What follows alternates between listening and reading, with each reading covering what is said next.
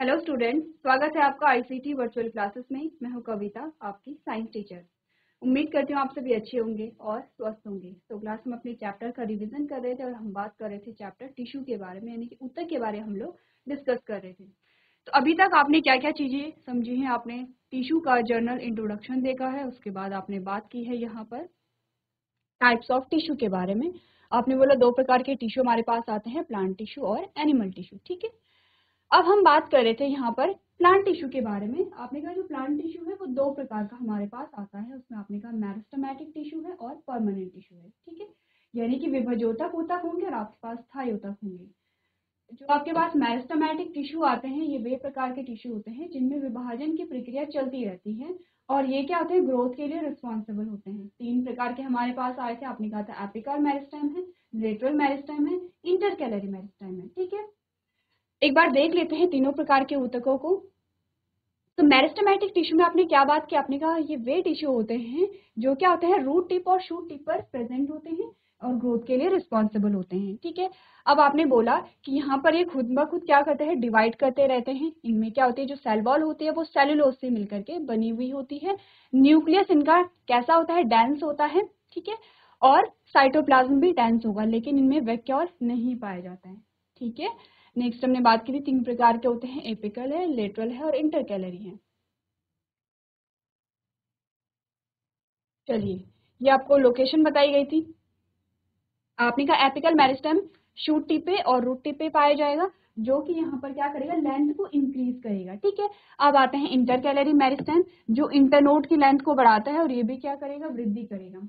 तीसरा आपने कहा लेटरल मेरिस्टेम है, जो क्या करेगा, तने की थिकनेस को बढ़ाएगा, यानी कि तने की मोटाई को बढ़ाता है। ये आपके पास क्या आया था, तीनों का कंपैरिजन आया था, आपने तीनों के बारे में बात की थी। ठीक है, इतनी बात क्लियर है। ये आपने पढ़ लिया है मेरिस्टेमेटिक टिश्यू के बारे में। अब हम बात करेंगे यहाँ पर परमानेंट टिश्यू के बारे में, यानी कि स्थायी ऊतक के बारे में। जो आपका स्थायी ऊतक होता है वो दो प्रकार का होता है, सिंपल होता है और कॉम्प्लेक्स होता है। ठीक है, यानी कि सरल जो आपके पास स्थायी ऊतक आते हैं और जटिल स्थायी ऊतक आते हैं। सरल स्थायी ऊतक फिर से आपके तीन पार्ट में डिवाइड हो गए हैं, पैरेन्काइमा में, कॉलेनकाइमा में, स्क्लेरेन्काइमा में। आपने पैरेन्काइमा की बात कर ली है। पैरेन्काइमा आपने बोला सबसे पहले तो लिविंग सेल यानी कि जीवित कोशिकाओं से निर्मित होते हैं। ठीक है, सेल वॉल इनकी पतली होती है, इनमें अंतर कोशिकीय स्थान पाया जाता है, इनका शेप क्या होता है, अलग अलग हो सकता है। ठीक है, अब हमने बात की इनका मुख्य कार्य होता है संग्रह करना। अगर ये क्लोरोफिल यानी कि हरित लवक का संग्रह करेंगे तो इन्हें हम कहते हैं क्लोरेनकाइमा। ठीक है, यानी कि पैरेन्काइमा के दो प्रकार आपके पास आते हैं, क्लोरेनकाइमा और एरेनकाइमा। अब आपने कहा कि पैरेन्काइमा का मुख्य कार्य है संग्रह करना। अगर ये क्लोरोफिल का संग्रह कर रहा है तो आपने इसे क्या बोला, आपने इसे बोला क्लोरेनकाइमा। और अगर इनके बीच में अंतर कोशिकीय स्थान बहुत ज्यादा बढ़ गया है तो आपने इसे कहा एरेनकाइमा। एरेनकाइमा पाए जाते हैं जलीय पौधों में, जो कि उन्हें तैरने में मदद करते हैं, इन्हें बायोन्सी प्रोवाइड कराते हैं। ठीक है, पैरेन्काइमा की बात कर ली, एक बार हम रिवाइज कर लेते हैं।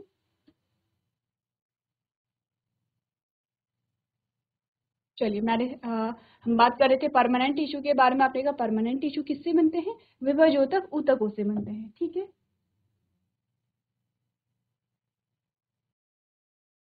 चलिए, तो हमने बोला जो आपके परमानेंट टिश्यू बनते हैं वो कैसे बनते हैं। यहाँ पर जो आपके विभजोतक ऊतक होते हैं उनमें विभाजित होने की क्षमता जब ये खो देते हैं तब ये परमानेंट बन जाता है, स्थायी बन जाते हैं। अब इनका काम भी अलग अलग होगा। ठीक है, जब ये विभजोतक ऊतक थे इनका काम कुछ और था, अब ये परमानेंट हो गए हैं, इनका कार्य कुछ और है। इसके साथ ही हमने बात की थी डिफ्रेंशिएशन की यानी कि विभेदन की। आपने बोला डिफरेंशिएशन यानी कि विभेदन एक ऐसी प्रोसेस है जिसके द्वारा क्या होता है, आपने बोला ये एक ऐसी प्रोसेस है जिसमें विभजोतक ऊतक में परिवर्तन आते हैं और ये क्या होती है, स्थायी ऊतक में बदल जाती है। एक फिक्स जो शेप है, जो साइज है वो गेन कर लेती है, उसका एक पर्टिकुलर फंक्शन भी हो जाता है, तो क्या कर लेते हैं। तो ये पूरी जो प्रोसेस है उसे आप क्या कह रहे हैं, डिफरेंशिएशन कह रहे हैं। यानी कि आपने क्या पढ़ा, वह प्रक्रिया जिसके द्वारा विभजोतक ऊतकों की कोशिकाएं निश्चित आकार और कार्य करके स्वयं को स्थायी ऊतक में परिवर्तित कर लेती हैं, उसे आप विभेदन या फिर क्या कहते हैं, डिफरेंशिएशन कहते हैं। ठीक है, हम बात कर रहे थे पैरेन्काइमा की। अब मैंने आपको बोला कि आपको क्या करने, कैरेक्टर याद रखने। जैसे कि आपने बोला एक तो ये क्या है, प्रिकर्सर है, और जितने भी टिश्यू है उनके लिए क्या है, एज अ प्रिकर्सर काम करते हैं। किससे मिलकर के बने होते हैं, लिविंग कोशिकाओं से मिलकर के बने होते हैं। अब इनमें क्या बोला कि इनकी जो सेल वॉल होती है वो कैसी होती है, थिन होती है, और सेल वॉल किससे मिलकर बनी है, सेलुलोज से मिलकर के बनी है। इनमें क्या पाया जा रहा है, इंटरसेलुलर स्पेस पाया जा रहा है, ठीक है। अब आपने बोला इनका जो शेप होता है वो अलग अलग हो सकते हैं, जैसे ओवल है, स्फेरिकल है, पॉलीगोनल है, अलग अलग शेप आपके पास आ सकते हैं। इनमें जो साइटोप्लाज्म है वो कैसा होगा, डेंस साइटोप्लाज्म होगा, डिस्टिंक्ट न्यूक्लियस होते हैं, और इनमें वैक्यूल पाए जा रहे हैं, ठीक है। अब डिफरेंस आप लोग ध्यान में रखते हुए चलेंगे, विभोजोतक ऊतक में वैक्यूल नहीं है, अब जो आपके पास स्थायी ऊतक है उनमें वैक्यूल आने लगा है। क्लियर है इतनी बात? ये आपको बोला गया है, पैरेन्काइमा का स्ट्रक्चर आपने देखा था, ठीक है। अब सेकेंड टाइप का जो हमारे पास आता है, अब आप ध्यान दीजिए, आप किसके बारे में बात कर रहे हैं, आप बात कर रहे हैं सरल स्थायी ऊतक के बारे में, यानी कि सिंपल परमानेंट टिश्यू के बारे में बात हो रही है। सिंपल परमानेंट टिश्यू का पहला टाइप आपने पैरेन्काइमा पढ़ा है, दूसरा टाइप आपके पास आता है क्लोरेन्काइमा। चलिए, काइमा और एरेनकाइमा, ये दोनों किसके पार्ट आपको बताए गए हैं, ये दोनों पार्ट आपके पैरेन्काइमा के बताए गए हैं। तो सिंपल परमानेंट टिश्यू आपके पास तीन आएंगे, कौन कौन से आएंगे, पैरेन्काइमा, कॉलेन्काइमा, स्क्लेरेन्काइमा, ठीक है। पैरेन्काइमा के दो पार्ट आपने पढ़े हैं, आपने बोला क्लोरेन्काइमा होता है और एरेन्काइमा होता है। तो क्लोरेन्काइमा में क्या पढ़ा आपने बोला these tissues are similar to that of parenchyma but they also contain chlorophyll in them। आपने बोला कि ये क्या होते हैं, पैरेन्काइमा जैसे ही होते हैं, लेकिन अब इनमें क्योंकि क्लोरोफिल का क्या हो रहा है, स्टोरेज हो गया है, इसे आप क्लोरेन्काइमा कह रहे हैं। Due to the presence of chlorophyll they are capable of performing the process of photosynthesis in plant. क्योंकि अब इनमें क्लोरोफिल पाया जा रहा है तो अब ये क्या करेंगे, फोटोसिंथेसिस को परफॉर्म करेंगे। किसका पार्ट है, पैरेन्काइमा का प्रकार है। दूसरा आपने बोला एरेन्काइमा, ठीक है। एर आप हवा से याद रखेंगे, एरेन्काइमा, ठीक है, हवा से एरेन्काइमा। अब आपने बोला they are found in aquatic plant, जलीय पौधों में पाए जाते हैं। They also similar in structure to that of the parenchyma but they have large air cavities in them. इन्होंने बोला ये भी पैरेन्काइमा जैसे ही होंगे, लेकिन इनमें डिफरेंस क्या आ जाता है, जो यहाँ पर अंतर कोशिकीय स्थान है, जो इंटरसेलुलर स्पेस है, वो यहाँ पे बहुत ज्यादा बढ़ गए हैं, ठीक है। These cavities allow aquatic plant to float in water. ये क्या करते हैं, जो एक्वेटिक प्लांट होते हैं, जो जलीय पौधे होते हैं, उनके तैराकी में उन्हें क्या करते हैं, मदद करते हैं। जैसे कि यहाँ पर आपको एग्जांपल दिया गया है। अब ये जो लीफ है यहाँ पर, इनमें आपको क्या पाई जा रही होगी, इनमें आपको एरेन्काइमा पाए जा रहे हैं, ठीक है। क्लियर है इतनी बात? तो चलिए, आपने पैरेन्काइमा के बारे में पढ़ा था, अब आप पैरेन्काइमा, क्लोरेन्काइमा और एरेन्काइमा तीनों को नोट कीजिए और तीनों में देखिए क्या डिफरेंस होता है, तीनों के फंक्शन में यहाँ पर क्या विभिन्नता पाई जा रही है। चलिए, तो नेक्स्ट यहाँ पर देखते हैं, जो आपको बोला गया है सेकंड जो आपके पास आता है वो कॉरेन्काइमा। कॉरेन्काइमा क्या है, आपका सिंपल परमानेंट टिश्यू है। दूसरा सिंपल परमानेंट टिश्यू आपके पास आ गया है, आपने कहा सेल्स ऑफ कॉरेन्काइमा आर लाइव, यानी कि जो कॉरेन्काइमा की जो सेल होंगी ये भी कैसी होती है, लिविंग होती हैं, ठीक है। अब हम क्यों पढ़ रहे हैं कि लिविंग सेल्स पाई जाती हैं, आपने बोला क्योंकि ऐसे भी टिश्यू होते हैं जो कि मृत कोशिकाओं से बने होते हैं। आपने बोला कॉरेन्काइमा की जो सेल होती हैं वो भी लिविंग होती हैं। They are oval and elongated and tightly packed with no intercellular space। Must important है, इस लाइन को आप स्टार कर लीजिए। क्यों इंपॉर्टेंट है, क्योंकि आपने पैरेन्काइमा में पढ़ा था कि ये कैसे होते हैं, इंटरसेलुलर स्पेस होते हैं, लेकिन कॉरेन्काइमा में आपको कोई इंटरसेलुलर स्पेस नहीं पाए जा रहे, ठीक है। शेप कैसे है, ओवल और इलोंगेटेड होता है। आपने कहा they are found below the epidermis in leaf and stem. कहाँ पाए जाते हैं, पत्ती में और तने में पाए जाते हैं, एपिडर्मिस के नीचे पाए जाते हैं, ठीक है। अब आपने बोला फंक्शन क्या होंगे, इनके कार्य क्या होते हैं, आपने बोला they provide mechanical support to the plant. एक तो सबसे पहले सपोर्ट प्रोवाइड कराते हैं। सेकंड आपने बोला they also provide a flexibility to plant so that they can be bend without breaking. आपने बोला कि पौधे को लचीलापन प्रोवाइड करा रहे हैं, कैसे, आपने बोला किसी टहनी को आपने खींचा और जब आपने खींचा तो वो नीचे भी आ जाती है, जब आप टहनी को छोड़ते हैं तो ऊपर भी चली जा रही है, तो क्या फ्लेक्सिबिलिटी, ऐसा नहीं है कि टूट जाती है। अगर आप किसी सूखी लकड़ी को फोर्सफुली खींचेंगे तो वो टूट जाएगी, ठीक है। लेकिन अगर आप किसी प्लांट को, किसी पौधे को जो कि क्या है, लिविंग है, उसे खींचेंगे तो उसमें फ्लेक्सिबिलिटी पाई जाती है। किसकी वजह से आ रही है, कॉलेन्काइमा की वजह से आ रही है। पढ़ ले कॉलेन्काइमा में क्या क्या चीजें आपने पढ़ी हैं। आपने बोला कॉलेन्काइमा की कोशिकाएं जीवित होती हैं, वे अंडाकार और लंबे होते हैं और बिना किसी अंतर कोशिकीय स्थान के कसकर भरे होते हैं। पत्ते और तने की बाह्य त्वचा के नीचे पाए जाते हैं। कार्य क्या है, पौधे को यांत्रिक सहायता प्रदान करना और पौधे को लचीलापन भी प्रदान करते हैं। अब यह स्ट्रक्चर आपके पास किसका, कॉलेन्काइमा का। आप देख रहे हैं अंतर कोशिकीय स्थान है कहीं पे नहीं है, क्योंकि आप देख रहे हैं कि ये तो आपके पास क्या आ गई है, ये आपके पास सेल वॉल है, ठीक है, जो आपको स्किन कलर की दिखाई गई है वो सेल वॉल है। तो आपने कहा सेल वॉल, एक सेल वॉल से दूसरी सेल वॉल क्या है, अटैच हुई है यहाँ पर, ठीक है, वैक्यूल इनमें पाए जा रहे हैं, वैक्यूल है, ठीक है। इनके जो कॉर्नर्स है वो कैसे होते हैं, थिक होते हैं। कॉर्नर कैसे होंगे, थिक होंगे, यानी कि सेल वॉल कैसी है, थिक है। वहीं अगर आप पैरेन्काइमा की बात करेंगे, आपने कहा जो पैरेन्काइमा की सेल वॉल है, सेल वॉल कहाँ है पैरेन्काइमा के, सबसे ये वाला जो आउटर मोस्ट पार्ट है, तो ये कैसी है, आपने बोला है कि जो सेल वॉल है वो कैसी है, थीन है। देखिए ये जो सेल वॉल है आपको थीन दिखाई दे रही है, पतली है, ये वाली जो लेयर है या ये वाली जो लेयर है पतली दिखाई दे रही है। और अगर आप यहाँ पर देखेंगे सेल वॉल को, तो सेल वॉल आपको थिक दिखाई देगी, कॉर्नर पे कैसी होगी, थिक होगी, ठीक है। इंटरसेलुलर स्पेस नहीं पाया जा रहा है इनमें, दोनों में अंतर है। तो देखिए एक बार आप डायग्राम को भी एक बार नोटिस कीजिए और जो फंक्शन है उसे नोट कीजिए। चलिए नेक्स्ट जो हमारे पास टिश्यू आता है, that is sclerenchyma simple tissue. अब आपने बोला जो स्क्लेरेन्काइमा होता है, सबसे पहला जो सबसे बड़ा डिफरेंस आता है, cells of sclerenchyma are dead. जो स्क्लेरेन्काइमा की कोशिकाएं होती हैं वो मृत होती हैं। They are narrow and elongated. कैसी होती हैं, नैरो होती हैं, पतली होती हैं, और इलोंगेटेड होती हैं, यानी कि लंबी होती हैं। The cell wall of sclerenchyma is composed of lignin, which makes it hard. अब देखिए आपने जब पैरेन्काइमा की सेल वॉल की बात की थी तो किससे बनी थी, सेलुलोज से मिलकर के बनी थी। और अब आप बात कर रहे हैं स्क्लेरेन्काइमा की, आपने कहा इसकी जो सेल वॉल है वो लिग्निन की बनी होती है। जो लिग्निन है वो कैसा सब्सटेंस है, हार्ड है, टफ होता है, जो कि इसे रिजिडिटी प्रोवाइड करा रहे हैं, ठीक है। तो नेक्स्ट आपने क्या बात की, sclerenchyma are found around a vascular bundle. कहाँ पाया जाता है, वैस्कुलर बंडल के आसपास, अराउंड में पाया जाता है। Veins of leaf is hard covering of seed and nuts. For example,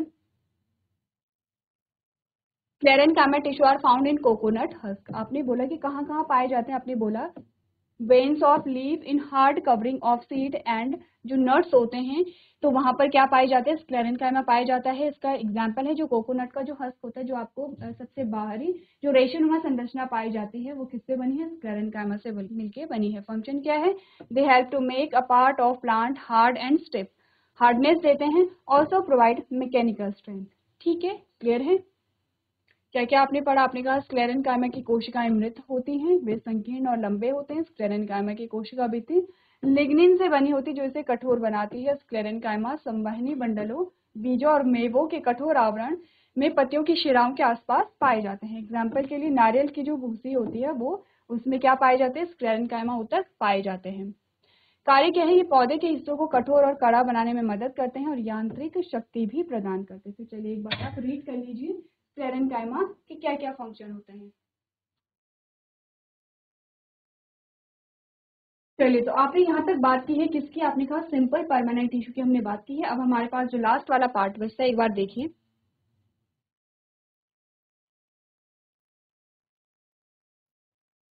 एक बार हम चार्ट देखेंगे। आपने बोला आपने सिंपल परमानेंट टिश्यू में पैरेन्काइमा, फोरेन्काइमा, स्क्लेरेन्काइमा पढ़ लिया है। हमारे पास होता है कॉम्प्लेक्स परमानेंट टिश्यू, जिसमें हम बात करेंगे जाइलम और फ्लोएम के बारे में। तो बात कर ली। चलिए अभी आपको यहाँ पर सिंपल परमानेंट टिश्यू में तीनों के डायग्राम बताए गए हैं और तीनों में डिफरेंस क्या है वो बताए गए। पैरेन्काइमा जिनमें आपको इंटरसेलुलर स्पेस दिख रहा है, कोरेन्काइमा जिनमें आपको इंटरसेलुलर स्पेस बिल्कुल नहीं दिख रहा है, स्क्लेरेन्काइमा जिसमें आपको बहुत कम इंटरसेलुलर स्पेस यहाँ पर दिख रहे हैं। शेप में देखिए तीनों के शेप में क्या डिफरेंस यहाँ पर है। आपने कहा जो सेल वॉल है वो कैसी है, आपने कहा ये सेल वॉल है, थीन है, यहाँ पर सेल वॉल थिक आ जाती है और कॉर्नर से आपको थिक सेल वॉल दिखाई दे रही है। यहाँ पर जो सेल वॉल है वो नॉर्मल है, ठीक है, क्लियर है इतनी बात। तीनों का फंक्शन पता चल गया है आपको। चलिए अब आपने बोला इनमें आपको वैक्यूल भी दिखाई दे रहे हैं, ठीक है, वैक्यूल जो कि क्या कर रहे हैं, यहाँ पे स्टोरेज का काम करेंगे। तो तीनों में आपने कंपैरिजन समझा। अब बात करेंगे कॉम्प्लेक्स टिश्यू की। कॉम्प्लेक्स टिश्यू यानी कि जटिल ऊतक जिसे आप कहते हैं। आपने कहा group of different types of cells performing complex task together are named as complex tissue, यानी कि एक साथ सामान्य कार्य करने वाले विभिन्न प्रकार की कोशिकाओं के समूह को आप जटिल ऊतक कहते हैं। दो प्रकार के होते हैं, जाइलम है और फ्लोएम है, ठीक है। चलिए अब जाइलम और फ्लोएम दोनों की आपको इमेजेस दिखाई गई हैं। इसमें आप सबसे पहले तो ये समझिए कि ये एक ही प्रकार की कोशिकाओं से नहीं बने हैं, नहीं बने हैं, आपको दिख रहा है इमेज में साफ दिख रहा है, ये अलग अलग प्रकार की कोशिकाओं से मिलकर के बने हैं जाइलम और फ्लोएम। अब आपने कहा जाइलम क्या करेगा, यहाँ पे पानी, वाटर और मिनरल्स का क्या करता है, वाटर और मिनरल्स का परिवहन करेगा। और इसमें जो डायरेक्शन होगी वो क्या होगी, नीचे से ऊपर की ओर होगी, एक दिशीय होगी। फ्लोएम क्या करेगा, यहाँ पे जो फूड है, फूड का कंडक्शन करेगा, और इसमें जो गति होगी वो द्विदिशीय होगी। ठीक है, द्विदिशीय क्यों होगी, क्योंकि अगर फूड को डिस्ट्रीब्यूट करना है तो आपने कहा भोजन की आवश्यकता जड़ को भी है जो नीचे है, और आपके तने को भी है जो कि ऊपर है। तो यहाँ पर द्विदिशीय आपको क्या मिलती है, गति देखने को मिलती है। सबसे पहले जाइलम के बारे में हम बात कर लेंगे। आपने बोला this is the tissue that transport water and nutrients from root to upper parts of plant. It is composed of 4 types of cells, that is tracheids, vessels, xylem parenchyma, xylem sclerenchyma, that is fiber. क्या बोला आपने कि यह वह ऊतक है जो पानी और पोषक तत्वों को जड़ से पौधे के ऊपरी हिस्सों तक पहुंचाता है। ये 4 प्रकार की कोशिकाओं से मिलकर के बना है। ट्रैकीड्स है पहली, जाइलम ट्रैकीड्स आप कह सकते हैं, जाइलम वेसल्स है, जाइलम पैरेन्काइमा और जाइलम स्क्लेरेन्काइमा से बना होता है। अब ये चारों प्रकार की जो कोशिकाएं हैं इन्हें आपको लर्न करना है, और आप बात करेंगे चारों प्रकार की कोशिकाएं मिल करके एक ऊतक बनाती हैं जिसे आप जाइलम कहेंगे। और चारों का जो मेन कार्य होता है, जो मुख्य फंक्शन इनका है वो क्या होगा, इसका पानी और मिनरल्स का कंडक्शन करवाना। चलिए, तो नेक्स्ट जो आपके पास पोर्शन आता है उसमें आप बात करेंगे अलग अलग प्रकार की जो जाइलम की जो अलग अलग प्रकार की कोशिकाएं हैं उनके बारे में, उनके फंक्शन के बारे में। सबसे पहले ट्रैकीड्स के बारे में बात करेंगे। जाइलम ट्रैकीड्स क्या होते हैं, xylem tracheids are long elongated cells with tapered ending. ठीक है, तो यहाँ पर आपने क्या बोला, ट्रैकीड्स वाला ये वाला पोर्शन है, आपने कहा कैसे होते हैं। यहाँ पर ट्रैकीड शंखाकार श्रेय वाली लंबी लंबी कोशिकाएं होती हैं। ट्रैकीड सेल्स आर डेड, कैसी होती है, डेड सेल्स होती हैं। जो ट्रैकीड्स आपके पास होंगी वो डेड सेल्स होती हैं। Tracheids transport water through the pits. अब जो ट्रैकीड्स हैं वो मृत कोशिकाएं होती हैं, और इनमें गड्ढों के माध्यम से जो पानी है उसका परिवहन होता है। तो आपको ये पिट्स दिखाई दे रही है, ट्रैकीड्स का डायग्राम है, ये आपको स्ट्रक्चर दिखाई दे रहे हैं जिसे आप पिट्स कहते हैं, और इन्हीं की पिट्स के माध्यम से पानी का परिवहन होगा। पहली कोशिका हो गई है। सेकेंड आपके पास आती है वेसल्स। ठीक है, जो वेसल्स है, ये वाला डायग्राम आपको वेसल्स का दिखाया गया है। आपने बोला vessels is a pipe like structure, जो वेसल्स होते हैं वो पाइप जैसी संरचना होती है। Vessels are dead and have a lignified thick cell wall. जो ये वाहिकाएं होती हैं ये मृत होती है, इसमें लिग्निफाइड की मृत कोशिका भित्ति हुई है। जो इनमें सेल वॉल होती है वो कैसी होती है, लिग्निन की बनी होती है, लिग्निफाइड होती है। अब आपने कहा जो लिग्निन की अगर सेल वॉल होगी तो कैसा होगा, स्ट्रक्चर टफ होगा, रिजिड होगा। कहाँ देखा था आपने लिग्निन सेल वॉल, जब आप बात कर रहे थे स्क्लेरेन्काइमा की, जब आप सिंपल परमानेंट टिश्यू की बात कर रहे थे, स्क्लेरेन्काइमा की हमने बात की थी, आपने बोला था उसकी जो सेल वॉल है वो भी लिग्निन की बनी हुई है। ठीक है, तो सेल वॉल कैसी बनी है, लिग्निन की बनी हुई है। Upper end lower portion of cell wall is absent. आपने बोले कि कोशिका भित्ति का ऊपरी और एवं निचली भाग क्या होता है, अनुपस्थित होता है। ठीक है, तो इस प्रकार से वेसल्स का स्ट्रक्चर आ गया। दोनों कैसे हैं, आपको डेड सेल्स बताई गई हैं। ठीक है, अगली जो कोशिकाएं आपके पास आती हैं पैरेन्काइमा, जाइलम पैरेन्काइमा। अब मैंने आपको बोला था जहां पर भी पैरेन्काइमा वर्ड आएगा आपको इतना समझना है कि ये लिविंग होंगे। तो आपने कहा parenchyma are living cells, they store food and nutrients. Parenchyma जीवित कोशिकाएं होती हैं, भोजन और पोषक तत्वों का क्या करती हैं, भंडारण करती हैं। ठीक है, पैरेन्काइमा का फंक्शन ही क्या है, स्टोरेज करना है। नेक्स्ट आता है जाइलम स्क्लेरेन्काइमा, जो कि फाइबर होता है, और आपने बोला स्क्लेरेन्काइमा क्योंकि डेड सेल से ही मिलकर के बना होता है। ठीक है, they provide mechanical support to the plant. क्या बोला, स्क्लेरेन्काइमा मृत कोशिकाएं हैं, वे पौधे को यांत्रिक सहायता प्रदान करते हैं। क्लियर है इतनी बात, तो चलिए चारों प्रकार की जो सेल्स हैं उनके फंक्शन आप लोग नोट कर लीजिए। चलिए, तो इसके बाद नेक्स्ट जो टॉपिक आपके पास आता है वो है यहाँ पर फ्लोएम। ठीक है, फ्लोएम के बारे में बात करेंगे। आपने कहा phloem is the complex permanent tissue that helps in the transport of food material. Phloem क्या है, जटिल स्थायी ऊतक है जो खाद्य पदार्थों के परिवहन में मदद करता है। It helps in the transport of food materials from leaves to the other parts of the plant. इनके पत्तियों से पौधे के अन्य भागों तक खाद्य सामग्री के परिवहन में मदद करता है। It is made up of phloem components. किससे मिलकर के बना है, फ्लोएम घटकों से मिलकर के बना है। इन angiosperm and gymnosperm they have different phloem components. ठीक है, आपने बोला कि एंजियोस्पर्म और जिम्नोस्पर्म में उनके फ्लोएम घटक अलग अलग होते हैं। Phloem is also called a bast. Phloem को आप क्या कहते हैं, बास्ट भी कहते हैं। ठीक है, अब देखते हैं कि जो फ्लोएम है वो किस किस चीज से मिलकर के बना होता है। आपने कहा in angiosperm it possess 4 components as follows. जो एंजियोस्पर्म होते हैं उनमें 4 प्रकार के घटक होते हैं, यानी कि 4 प्रकार के घटकों से मिलकर के फ्लोएम बनता है। क्या क्या है? Sieve tube element, companion cell है, फ्लोएम पैरेन्काइमा है और फ्लोएम फाइबर है। क्या क्या बताया गया है आपको? आपने बोला सबसे पहले सीव ट्यूब है। कहाँ है सीव ट्यूब? ये है, ये आपको सीव ट्यूब, छोटे छोटे स्ट्रक्चर जो आपको दिखाए गए हैं वो है सीव ट्यूब, ठीक है। सेकंड आपने बोला कंपेनियन सेल, आपने बोला कंपेनियन सेल ये है, ये वाले जो स्ट्रक्चर आपको दिखाए गए हैं ये आपके क्या है? कंपेनियन सेल आ जाते हैं। तीसरा है फ्लोएम पैरेन्काइमा। अब फ्लोएम पैरेन्काइमा क्या है? ये वाली जो सेल है वो आपको क्या बताई गई है? फ्लोएम पैरेन्काइमा वाली सेल बताई गई है। और फ्लोएम फाइबर, लास्ट आपके पास आते हैं फ्लोएम फाइबर, ठीक है। 4 प्रकार के आपके पास क्या आते हैं? यहाँ पर फ्लोएम के कंपोनेंट आते हैं। चलिए सीव ट्यूब के बारे में बात कर ले। सबसे पहले आपने बोला sieve tubes are long tube like structure arrange longitudinally in the form of channels. जो सीव ट्यूब होते हैं या छलनी ट्यूब होते हैं वो लंबी ट्यूब जैसी संरचनाएं होती हैं जो चैनल के रूप में अनुदैर्ध्य रूप में व्यवस्थित होती हैं। They are associated with a companion cell. ये किससे बनी होती हैं? वो साथी कोशिकाओं से जुड़े होते हैं। They the end wall have large pores और sieve pits and are known as sieve plate. आपने बोला जो अंतिम दीवार में बड़े छिद्र या छलनी गड्ढे होते हैं इन्हें आप छलनी प्लेटों के रूप में जानते हैं। Mature sieve tubes element have a peripheral cytoplasm. जो परिपक्व छलनी ट्यूब होती हैं उनमें क्या होता है? परिधीय साइटोप्लाज्म होता है। Large vacuoles and they lack nuclei. आपने बोला इनमें बड़ी रिक्तिकाएं होती है और उसमें नाभिक की कमी होती है, ठीक है। Sieve pores become presented with the cellulose at maturity. यानी कि आपने क्या बोला कि परिपक्वता पर छलनी के छिद्र कैलोज से संसेचित हो जाते हैं। Function of sieve tube elements are controlled by the nucleus of a companion cell. अब आपने बोला क्योंकि इनमें इनके न्यूक्लियाई तो है नहीं, तो छलनी ट्यूब तत्वों के कार्य साथी कोशिकाओं के केंद्रक द्वारा नियंत्रित किए जाते हैं। क्लियर है इतनी बात? तो चलिए एक बार आप पढ़ लीजिए। चलिए तो आपने यहाँ पर पढ़ा सीव ट्यूब के बारे में। नेक्स्ट जो हमारे पास टॉपिक आएगा आप बात करेंगे कंपेनियन सेल यानी कि सहयोगी कोशिकाओं के बारे में। तो आपको करना क्या है? फ्लोएम 4 प्रकार के अलग अलग कंपोनेंट से मिलकर के बना है, चारों के बारे में एक बार आप डिस्कस करके आएंगे। तो आज के सेशन में हम इतना ही करेंगे। अभी तक क्लास में बने रहने के लिए आपका धन्यवाद।